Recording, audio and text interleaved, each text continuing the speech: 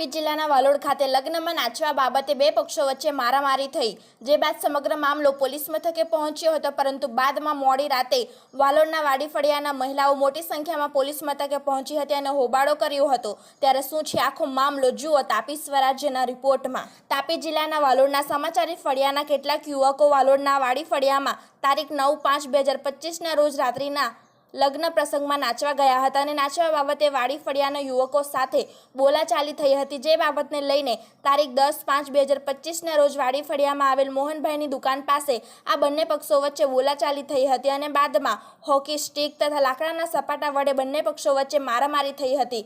મામલો એટલો ઉગ્ર બન્યો હતો કે એક વ્યક્તિના માથાના ભાગે પણ ઈજા પહોંચી હતી, તેમજ યુવકને મૂળ ઈજા પણ પહોંચી હતી.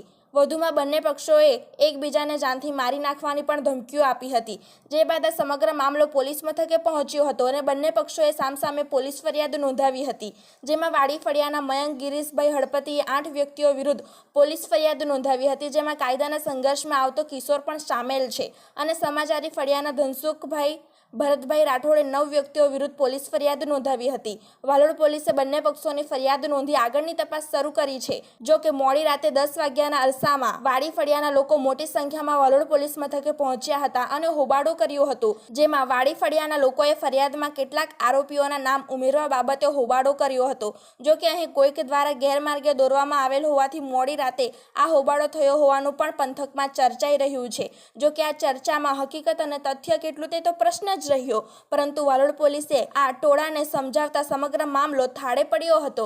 બ્યુરો રિપોર્ટ, તાપી સ્વરાજ ન્યૂઝ, તાપી.